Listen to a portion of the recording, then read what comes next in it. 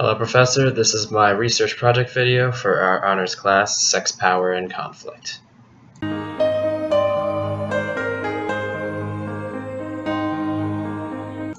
The main purpose behind this research project was to replicate a similar study done by Alexander and Fisher in 2003, but with a few additional variables to answer some questions that the original study had not answered. Alexander and Fisher conducted their study in response to previous research, which included data collected from anonymous surveys that indicated that men desired more sexual partners in their lifetime than women did. They believed that this difference was due to social pressures and the participants responding dishonestly. So they had a female professor observe their participants, and they hooked up their participants to a polygraph machine. This ended up narrowing the difference in preferences. However, their study did not determine if it was the professor's observation or the presence of the polygraph machine that contributed more to this difference in responses, which is one unanswered question that our study sought to figure out. We also wanted to determine if these sex differences were completely resistant to these two factors as well.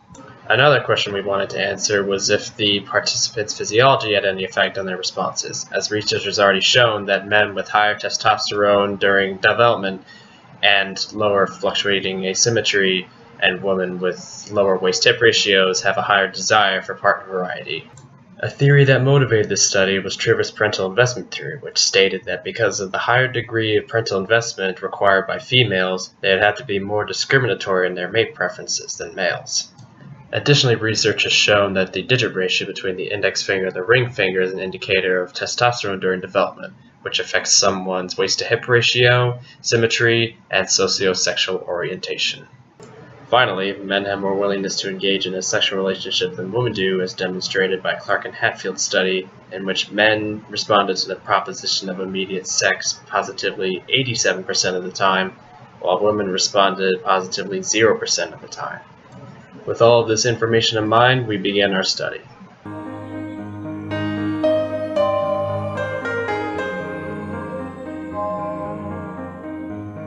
Our participants were Stockton University students who received extra credit in their classes as a reward for participating in the study. These participants were split up into three groups: the observed, the not observed, and the control. All the participants were given a survey that asked about their short and long-term mating preferences, how many sexual partners they envisioned themselves having, and their perceptions of attractiveness for others and themselves.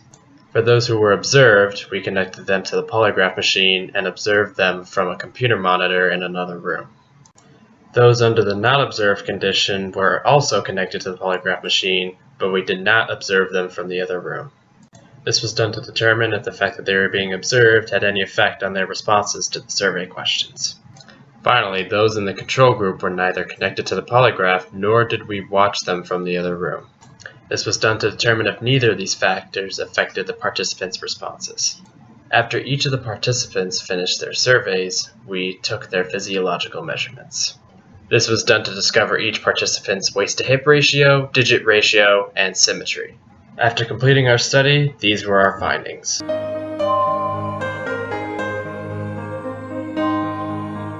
There were a few aspects of the data that stood out. First, according to one of the t-tests, females rated themselves as more attractive in a short-term sexual relationship than males.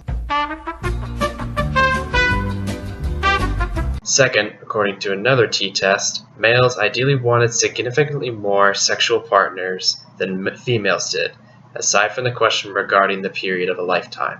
The period of 10 years was not significantly different as well. These were the only two significant differences, however. The differences in perceived attractiveness in general and in long-term relationships, as well as the amount of sexual partners the participants foresaw themselves having, were not significant enough to determine that these were solely due to gender or other control factors. Finally, females reported themselves as having more sexual partners than males did, and males reported themselves as having more sexual drive than their partners did than females did. After analyzing the data, I noticed a few implications.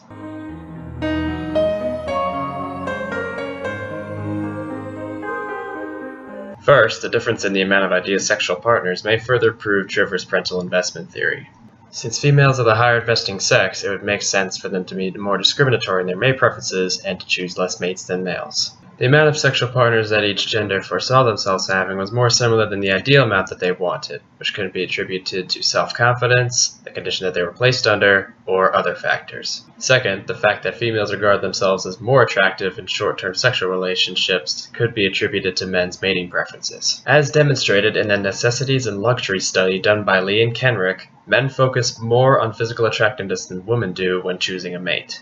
As for the higher amount of sexual partners reported by females, it can be speculated this is due to dishonest responses or other outside variables. Finally, it is unclear if there is a difference in the sex drives between genders, as the differences in the data were not significant enough to establish one.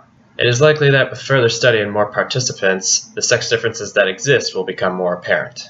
Additionally, it would be worth it to extend this research beyond the college campus so that location can be eliminated as a potential contributor to these sex differences.